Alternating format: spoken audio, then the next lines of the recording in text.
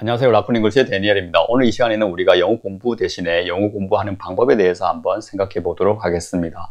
이미 많은 분들이 영어 공부하는 방법에 대해서는 정보를 많이 주고 있습니다. 학교 선생님들, 영어 강사님들, 그리고 공부를 좀 하셨다는 분들이 많은 정보를 우리에게 많이 주고 있는데, 그런데 막상 그렇게 해보면 막상 영어 실력이 팍팍팍 기대만큼 오르느냐, 그게 또 아닌 게 현실입니다. 저 같은 경우에도 요즘에 유행한다는 쉐도잉도 해보고 딕테이션도 해보고 영어 소리만 들어가지고도 영어 공부를 해봤었는데 생각보다 잘 안 됐던 게 현실입니다. 쉐도잉 같은 경우는 너무 지겹고요. 그리고 딕테이션 같은 경우에도 이렇게 막 영어는 이렇게 흘러가는데 이렇게 따라가기가 굉장히 버거웠습니다. 그리고 이렇게 소리만 들어가지고 한다는 게 굉장히 이게 막연하고 언제 기가 트이나 이렇게 막 막연한 느낌, 이런 느낌 때문에 이런 무슨 학습법이다 이렇게 가지고 공부를 했을 때 그 효과가 그렇게 크지 않았던 게 저도 똑같은 경험을 많이 했었습니다.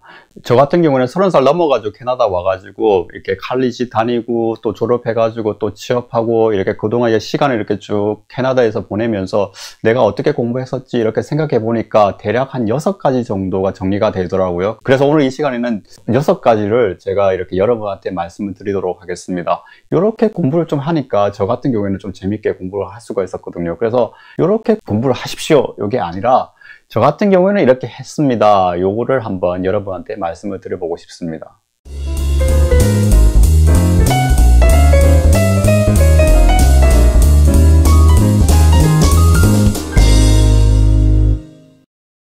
그 첫 번째로 제일 기본적으로 했던 게 스마트폰하고 그 다음에 제가 쓰고 있는 맥북 프로 그리고 예전에 썼던 아이패드 모든 설정을 다 영어로 하는 겁니다. 영어로. 아주 기본적이죠. 그리고 뭐 GPS, 내비게이션 이렇게 이야기 나오는 것도 다 영어로 하고 그 다음에 모든 거 듣는 것도 라디오도 영어로 듣고 모든 걸 다 영어로 하는 겁니다. 주변의 모든 상황을 다 영어로 만들어 놓은 겁니다. 그래서 아침에 보면 이제 시간 체킹할 때도 영어, 그리고 날씨 체킹할 때도 영어, 이메일 오는 것도 영어, 모든 걸 다 영어로 일단 만들어 놓는 거. 그건 아주 기본이 되겠죠. 그 다음에 두 번째로 했던 게 뭐냐 그러면 그 당시 2011년도, 2012년도, 13년도 막 이 당시에 이게 한창 유행했던 게 뭐냐 그러면 이렇게 투두 리스트를 작성해 가지고 할 일을 이렇게 작성한 다음에 중요도 순으로 이렇게 맞춰 가지고 이렇게 생산성, 삶의 생산성을 높이는 이런 게 유행이었어요. 그래 가지고 그러면 그 투두 리스트를 이렇게 막 따라 해보는데 그것을 다 영어로 한번 적어 봤어요. 내가 오늘 해야 할 일 5가지면 그 5가지를 영어로 다 적는 거예요. 그래서 to do something, to do something, to do something, three 이런 식으로 아주 사소한 것까지. 그래가지고 뭐 엄마한테 전화한다 그러면 call my mom, 뭐 이메일 보내면 email somebody, 뭐 누굴 만난다 그러면 meet somebody at 어디 이런 식으로 아주 간단한 구조죠. 동사, 목적어, 전치사, 뭐 동사, 전치사 뭐 그리고 그 동사가 생각이 안 나면 반영사전에 찾아가지고 이렇게 적는 거예요. 근데 그 동사가 뒤에 뭐가 나오는지는 그때는 확실하지 않으니까 맞겠지 이래가지고 그냥 적어가는 겁니다. 그런 식으로 해가지고 이렇게 하나의 어떤 일기, 다이어리 형식으로 이렇게 투두 형식, 또 너무 많으면 또 하기 힘드니까 최대 5개, 적어도 3개 정도 이렇게 매일같이 리스트를 이렇게 적는 거예요. 이게 은근히 재밌습니다. 이렇게 영어로 투두 리스트를 적어보는 게 이게 굉장히 도움이 많이 되었습니다.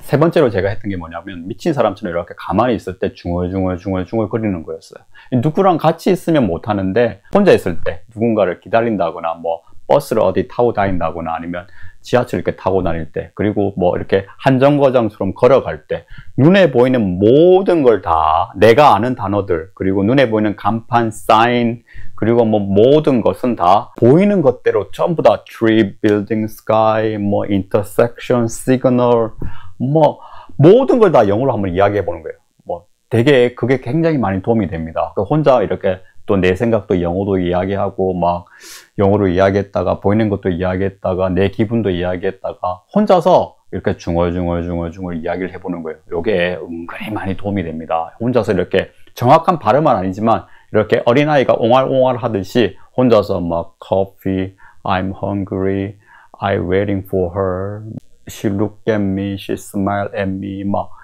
그러니까 눈에 보이는 걸 그냥 혼자서 이렇게 중얼중얼 내가 지금 하고 있는 행동, 내가 지금 하고 있는 거 모든 걸 다 내 생각 모든 걸 다 정확한 문장이 아니지만 한번 중얼중얼 해보는 거예요. 이런 식으로 그냥 혼자 있을 때 시간을 이렇게 보내는 거 은근히 영어 공부에 많이 도움이 됩니다. 그 다음 시간 날 때 했던 게 뭐냐 그러면 내 수준에 맞는 영어를 이렇게 읽는 거였어요. 자, 내 수준에 맞는 영어를 찾기가 쉽지 않습니다. 근데 내 수준에 맞는 영어라는 것은 제가 생각하기에는 읽었을 때 바로 해석이 되는 거. 그러면 예를 들어가지고 한 문장을 읽었을 때 바로 그게 뭐지 이렇게 막 독해처럼 이렇게 하는 게 아니고 한 문장 딱 읽으면 그대로 각 눈에 딱딱 들어오고 그게 이해가 되는 수준. 그게 내 수준에 맞는 거라고 생각했거든요. 그래서 저 같은 경우에는 뭐 책도 읽어볼까, 뭐도 읽고, 도서관에서 책도 많이 빌려보고, 그 다음에 뭐 잡지를 한번 볼까, 뭐 블로그를 볼까 이랬는데, 우연하게 휴먼즈 오브 뉴욕이라는 사이트를 알게 됐어요. 제가 사진에 굉장히 관심이 많아가지고, 우연하게 그 사이트에 이렇게 보니까, 사람들 일상, 뭐 삶의 애환, 그리고 사람들 사진 밑에 이렇게 캡처가 다 붙어가지고 그 사람의 어떤 이야기들이 막 이렇게 나오는 거예요. 그래가지고 아, 요게 내한테 맞겠다 싶어가지고 그게 하루에 한 5개 이렇게 한 3개 올라올 때도 있고 뭐 하나씩 올라올 때가 있어요. 그 글들을 그 사람 입장이 돼가지고 이렇게 읽어보는 거예요. 한 10번, 20번 정도 이렇게. 그 천천히 읽었다가 빨리 읽었다가 또 막 감정을 넣어서 읽었다가 그게 의외로 도움이 많이 됐습니다. 그래서 감정에 입도 되고 이게 익숙해지니까 거기에 나오는 표현들을 내 일상으로 이야기하기 시작하는 거예요. 거기 나오는 표현에서 이제 내가 이입이 되는 거죠. 나도 한 명의 인간이기 때문에 그 사람이 겪었던 일들을 나도 겪었거든요. 그래서 그 사람이 겪었었지. 아, 나도 10년 전에 그 일을 겪었었지. 이렇게 돼버리니까 감정이입이 되면서 그 표현이 이렇게 내 표현처럼 내 이야기가 돼버린 거죠. 그래서 읽어보면 아, 나도 그랬었지. 아, 이 사람이 그랬었구나. 나도 그랬었던 적이 있었었지. 이런 식으로 문장을 이렇게 바꿔가면서 내 이야기를 하게 되는 거죠. 그렇게 영어 공부를 하니까 굉장히 재밌었습니다. 그래서 여러분들도 한번 자기 레벨에 맞는 이런 책을 보면서 한번 이렇게 공부를 한번 해보시기 바랍니다.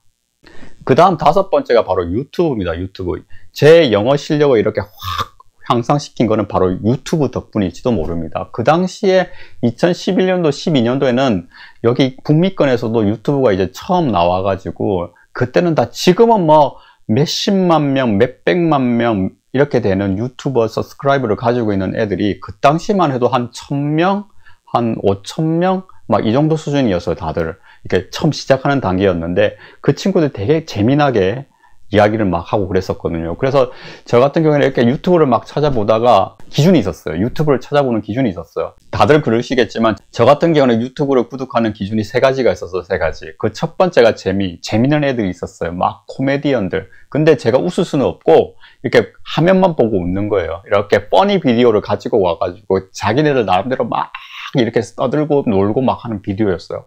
그런 비디오를 보면서 뭐가 웃기지 한데 화면을 보면 웃긴데 그 말은 이해를 못하지만 말이 워낙 빨라가지고 하지만 그걸 계속 보고 있는 거죠. 그렇게 재미를 추구하는 유튜브가 한 명 있었고 두 번째는 내가 알고 있는 정보를 알려주는 유튜버들이에요. 특히나 뭐 IT 쪽에 이렇게 외국에 지금 언박싱하는 애들 그리고 이제 뭐 애플 제품이나 삼성 제품 이렇게 그 리뷰하는 애들 그리고 뭐 애플 맥북 프로 같은 거 설명해 주는 애들 이런 정보성을 주는 애들 그러면 내기에 쏙쏙 들어오거든. 그 표현 하나하나가 내기에 팍팍 박히는 거예요.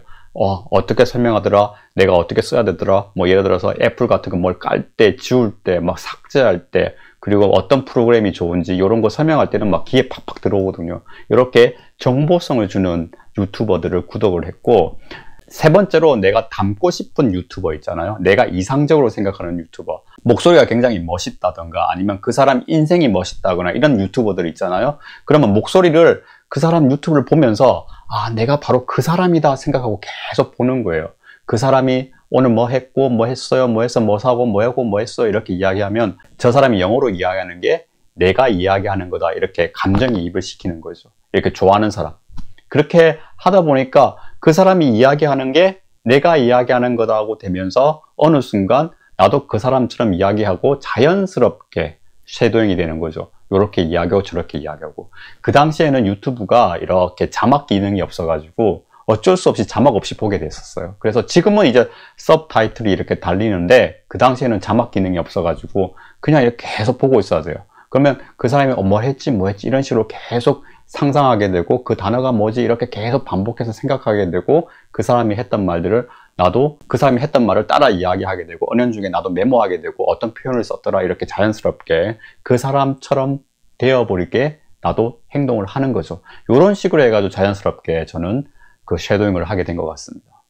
마지막으로 제가 영어 실력이 진짜 많이 늘었다고 생각하는 게 바로 영어 장문입니다. 장문, 에세이 같은 거 이렇게 간단하게 자기가 메모해가지고 이게 그거를 이렇게 맞는지 틀린지 계속 피드백하고 이런 과정들을 계속 많이 겪은 것 같습니다. 제가 ESL 다닐 때도 항상 제가 뭔가를 적어가지고 항상 내가 좋아하는 선생님한테 한 문장이라도 그걸 계속 고치고 받고 고치고 받고 고치고 받고 이 표현이 정확한지, 이 표현이 정확합니까? 이 표현이 어떻게 다릅니까? 이럴 때는 어떤 표현을 더 쓰는 게 자연스럽습니까? 이렇게 계속 그 ESL 선생님을 괴롭혔던 것 같아요. 제가 외국인 튜터 강사하고 영어 공부할 때도 제가 계속 적어가지고 요거 표현이 맞습니까? 내가 이렇게 적었는데 맞습니까? 이 동사하고 저 동사하고 어떤 게 맞습니까? 이럴 때는 어떤 전치사가 맞습니까? 이런 식으로 계속 물으면서 계속 그걸 피드백 받고 틀린 거 고치고 그러면 고친 표현을 내가 익히고 이러한 과정을 계속 했고 또 한 가지 방법은 뭐냐 그러면 이렇게 다 고쳐진 문장은 그냥 냅두는 게 아니고 다 외웠어요. 다 외워가지고 다음 튜터 시간에 그 사람 앉혀놓고 다시 이야기를 하는 거예요.